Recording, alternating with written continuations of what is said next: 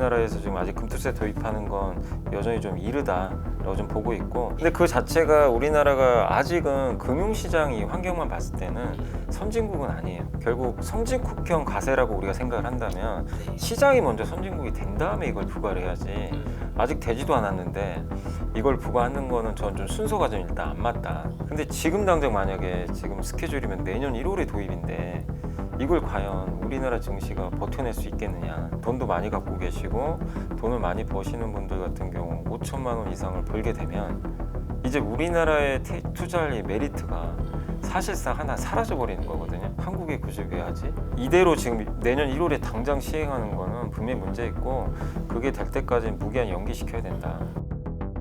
주식시장의 주요 이슈를 모아 전달해드리는 여미도 시간입니다. 오늘 바쁘신 가운데 염승환 이사님 오랜만에 또 모셨습니다. 예, 안녕하세요. 네, 안녕하세요. 일단은 우리 시장의 아주 관심 포인트죠. 이걸 먼저 짚고 넘어가야 될 것 같은데요. 이게 아무래도 이제 미국의 금리 인하하고 연결되어 있는 이슈라서 더 그런 것 같습니다. 그러니까 지난 15일에 미국 소비자 물가 지수인 CPI가 발표됐는데요. 네. 이게 좀 어떻게 나왔습니까? 일반적인 그 헤드라인 이제 소비자 물가 지수는 전월 대비 0.3이니까 예상이 0.4였으니까 그렇죠. 예, 좀 이제 좀 괜찮게 낮았죠. 나왔죠. 예. 그런데 이제 근원 물가는 예상대로 나왔던 것 같아요. 근원 네. 물가 지수는 이제 0.2, 엄밀히 말하면 이제 0.29%. 근데 이제 보통 소수점 뒷자리는 좀 올리니까 0.3이고 네. 전년 동월 3.6인데 이게 3월 달에는 전월 대비 0.4 올랐고 그다음에 전년 동월은 3.8 올랐기 때문에 확실히 3월보다는 좀 안정감을 그러네요. 찾았어요. 예. 그리고 지난 이제 1, 2, 3개월 동안 미국의 물가가 어쨌든 예상보다 다 높게 나왔거든요. 그래서 이제 미국의 국채 금리도 자꾸 오르고 금리나 뭐 사실 올해 벌써 예상대로면 벌써 했어야 되는데 이게 하반기로 연기돼 버렸죠. 그 이유가 이제 1, 2, 3월에 물가가 좀 높게 나온 건데 다행히 이번 4월 달 이제 미국의 어쨌든 소비자 물가는 일단 올해 들어서 처음으로 예상에 부합을 했습니다. 그러니까 사실 예상에 부합했다는 것 자체가 큰 호재는 아니지만 시장이 이제 지난 3개월 동안 너무 좀 그런 부분 때문에 좀 물가에 대한 우려가 컸는데 그랬죠. 그래도 이제 드디어 들어오는구나 예상 안으로.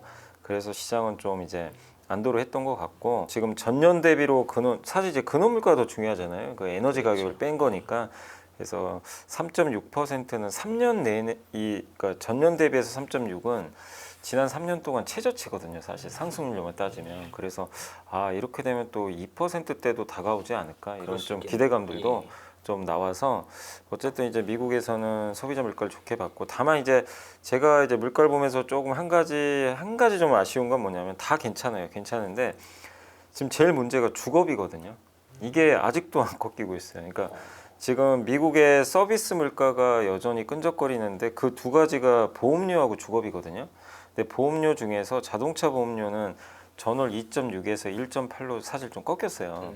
근데 주거비는 전월 대비해서 여전히 뭐 렌트비도 0.4% 계속 좀 이어지거든요. 그러다 보니까 이 주거비가 미국 소비자 물가에 차지하는 비중 꽤 큰 편이잖아요. 그렇죠. 근데 이게 아직은 전혀 뭐 둔화되는 모습을 아직 안 보이고 있어서 요게 좀 꺾여줘야 됩니다. 사실 이게 좀 꺾여야 시장은 좀 더 확신할 텐데, 그래서 일단은 주거비 제외하고는 좋지만 주거비만 봤을 때는 한두 달 더 지켜봐야 되는 거 아닌가 이런 또 시각들도 있어서 일단 지금 시장은 단기 환호했지만 이거 하나만 가지고 연준이 갑자기 또 생각을 바꿀 것인가, 이거는 아직은 아닌 게, 이번에도 이 물가 지표 보고 일부 연준 위원들은 지금 뭐 너무 앞서 생각할 필요 없다, 아직은 더 데이터 지켜봐야 된다.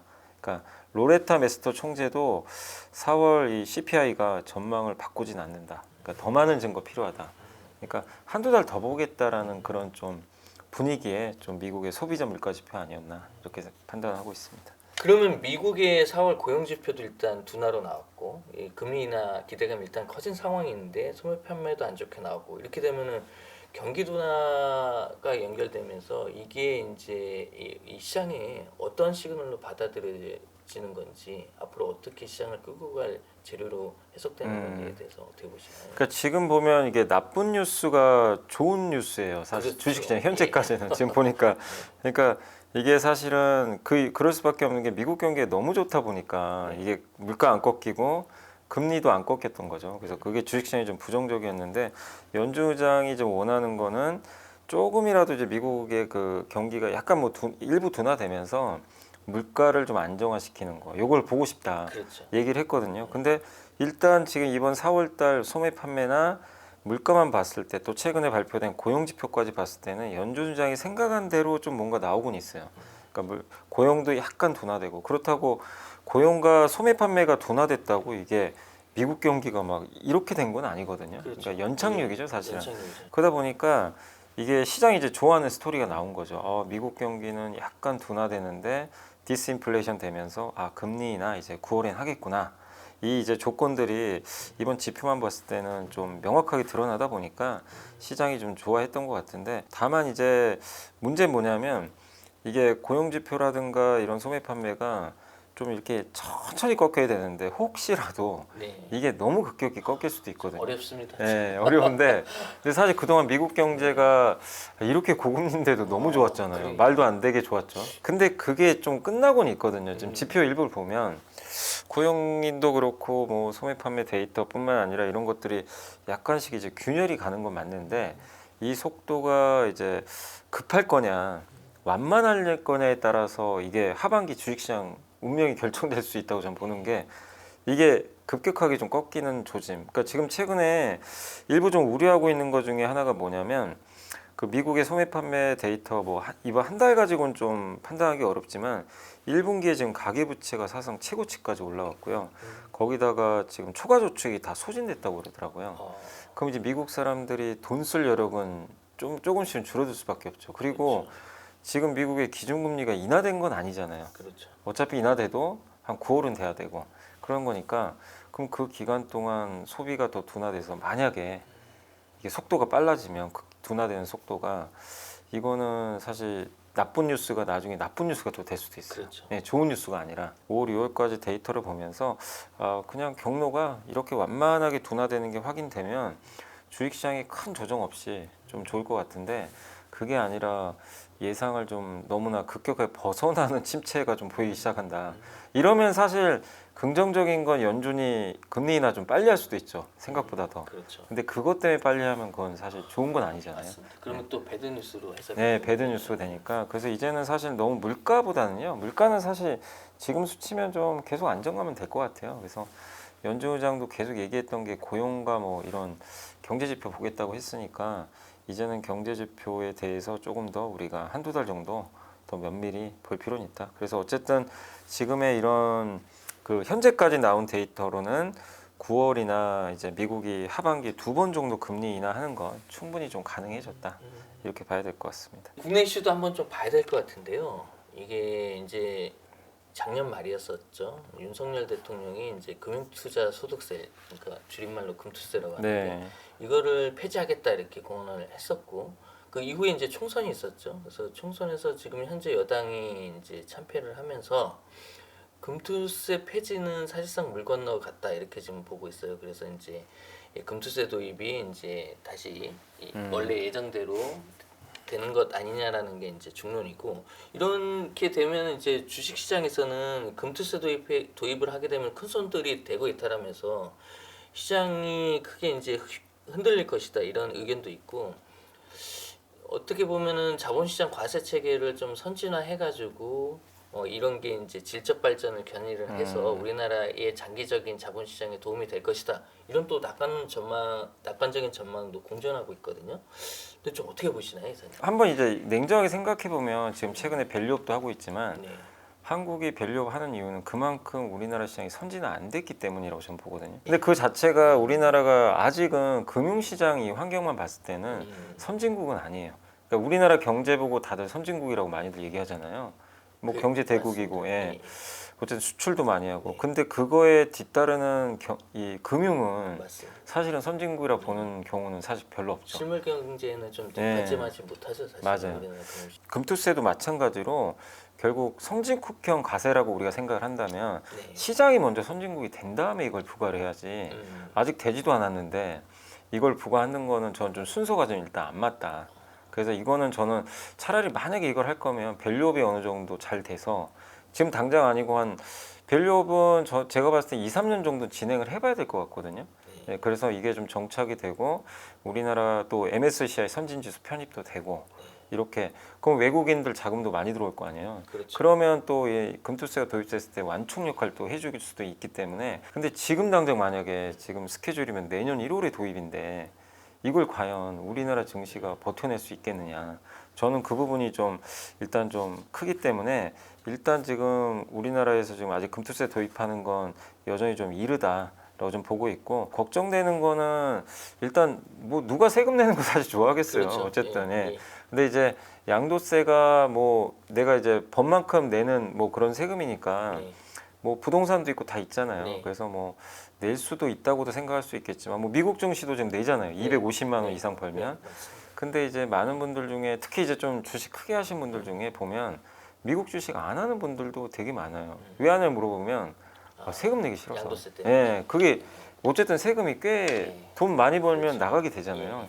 그래서 적은 세율도 아니다 보니까 근데 이제 우리나라에서는 물론 5천만 원 이상이지만 어쨌든 주식 시장에서 돈도 많이 갖고 계시고 돈을 많이 버시는 분들 같은 경우 5천만 원 이상을 벌게 되면 이제 우리나라에 투자할 이 메리트가 사실상 하나 사라져 버리는 거거든요. 왜냐하면 미국이 사실 훨씬 선진 시장이고 미국은 주주환원도 잘하니까 미국 투자하는 분들 되게 많으신데 안 가는 이유는 사실 또 그런 이유도 있었거든요. 그럼 굳이 굳이 왜 하지? 이제 이런 생각이 드는 거죠. 또 크다고 보는 게 원천징수예요. 이게 또 뭐 6개월에 한 번씩 원천징수를 한다고 하더라고요. 그래서 그러니까 먼저 징수를 해요. 네. 이제 만약에 뭐 이익을 냈어요. 낸 다음에 아마 나중에 이제 환급 신고를 해야 되는 것 같아요. 만약에 내가 뭐 손실을 본다거나 이제 손익 통상을 하잖아요. 그렇죠. 손실하고 이익을 예. 합쳐서 맞아요. 이익을 예. 한꺼번에 그래서 나중에 이제 정부가 돌려줄 텐데 그게 먼저 떼고 그러니까 우리 이제 월급 받는 것처럼 똑같죠. 우리도 지금 먼저 떼고 이제 12월에 연말정산해서 돌려받잖아요.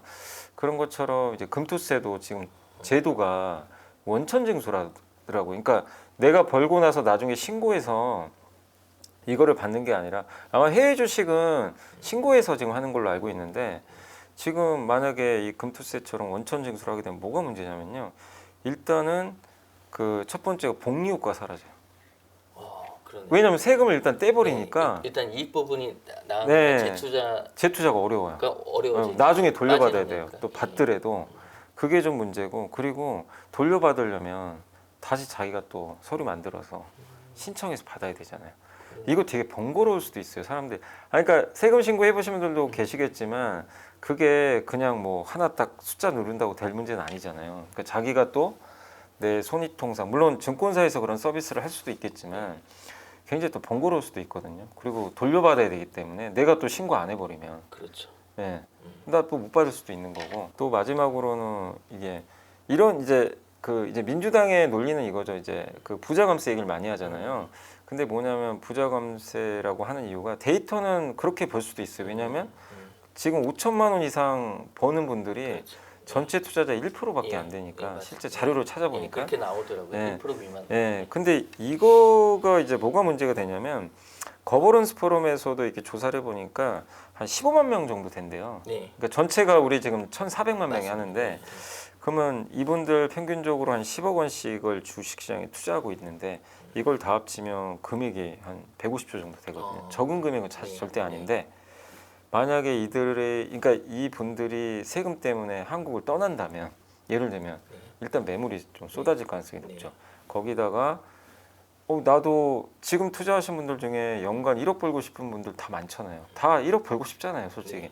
근데 5천만 원 이상이 되면 일단 이제 나는 세금을 내야 돼요. 기대감을 낮춰버려요. 그 주식 투자 의욕이 떨어져요. 그래서 이런 것들이 그냥 우리가 표면적으로 그냥 뭐 금투세 부과할 수도 있지 뭐 1%밖에 안 되는 이 문제가 아니라 굉장히 이게 따지고 보면 간접적으로 여러 충격을 줄 수밖에 없고 실제 대만 사례 많이들 들잖아요. 옛날에 대만이 한번 양도세 도입했다가 도입했는데 도입하려고 추진하다가 난리가 시장이 났잖아요. 완전히 폭락했다는 거 그래가지고 아닙니까? 결국엔 지금도 도입 안 하고 있잖아요. 어쨌든 선진 증시 아닌 경우는 도입 안 한 국가들이 상당히 많거든요.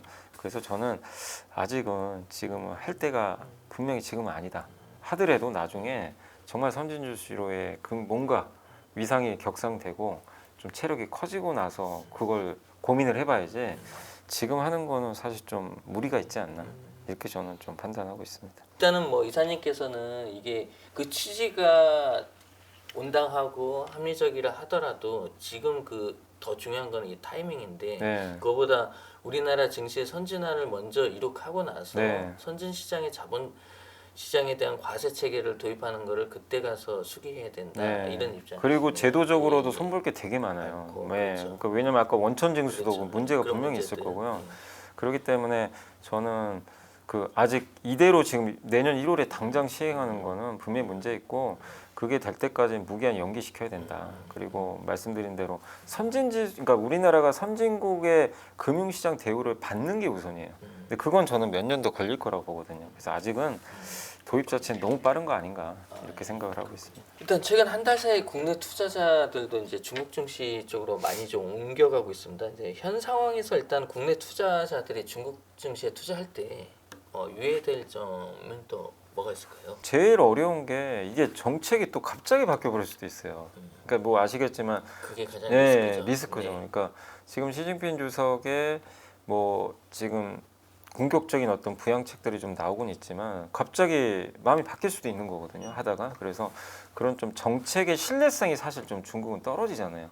연속적으로 한다거나 이런 게 아니라 외부 환경에 의해서 갑자기 또 바뀌기도 하니까 또 외국인들이 지금이야 중국 증시에 투자하지만 지난 몇 년간 외국인이 중국에서 돈 뺀 이유가 결국 시진핑 주석의 독재로 가는 그런 맞습니다. 약간 예, 그러니까 사면임을 하게 되면서 네. 그때 사실 주식시장 안 좋았잖아요. 맞습니다. 외국인 실제 돈 빼버렸죠.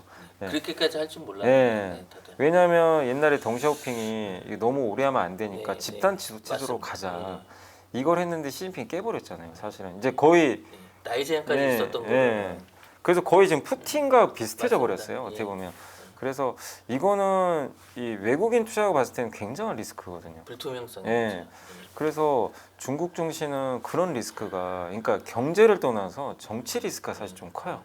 그래서 저는 중국 증시 투자할 때는 장기 투자는 안 하셨으면.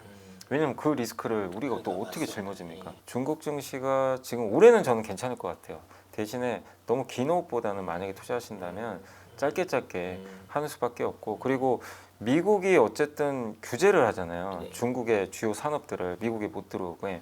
그래서 중국의 규제가 그러니까 미국이 지금 직접적으로 최근에 보면 뭐 반도체라든가 배터리라든가 뭐 히토류라든가 뭐 제약 이런 것들에 대한 이제 규제들을 하는데 그런 걸 해도 중국 내수가 커서 영향이 없는 기업들은 괜찮아요. 특히 이제 저는 중국 증시 투자할 때 이제 좀 제일 리스크가 큰 기업이 우시바이오 같은 기업 같아요. 네. 중국의 그 CDMO. 네.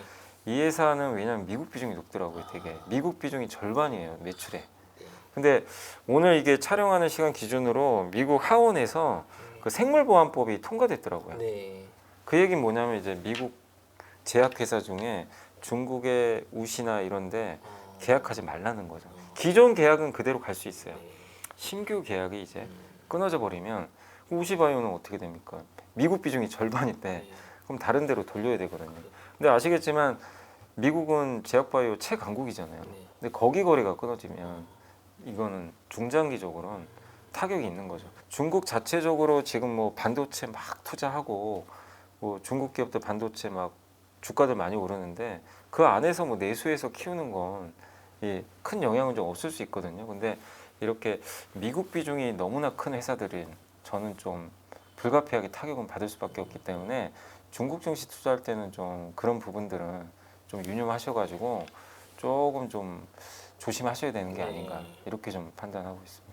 더구나 또 미국의 그 대선이 또 있지 않습니까? 네, 맞아요. 또 만약에 이제 트럼프가 재선을 하게 되면은 그 타격이 또 중국한테 영향 줄 수밖에 없는 게 네. 트럼프가 되면 사실 우리도 타격이에요. 그렇죠. 왜냐면 기본 관세가 10% 들어가니까 그래서 좀 그것도 부담이고 근데 중국은 이제 60% 관세를 부과한다고 하니까 사실은 중국 제품 아예 들어오지 말란 얘기고 근데 그렇게 보면 또 중국과 한국 기업 중에 그 미국에서 같이 경쟁하는 기업은 호재죠 한국한테 사실은 그러네. 그러니까 아예 중국 제품 못 들어가는 거예요. 그렇게 되면 관세가 너무 비싸지니까. 역시 작용 반작용이라는 건 끊임없이. 네. 그리고 또 한 가지가 이거는 이제 중국 기업 투자할 때 우리한테는 호재일 수 있는데요.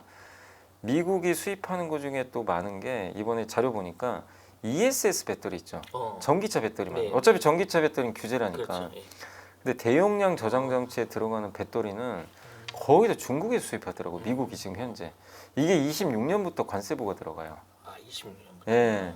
그때부터 이제 대규모 관세 들어가니까 이거는 중국 혹시 중국 기업 중에 미국에 ESS 수출하는 기업들은 타격이죠.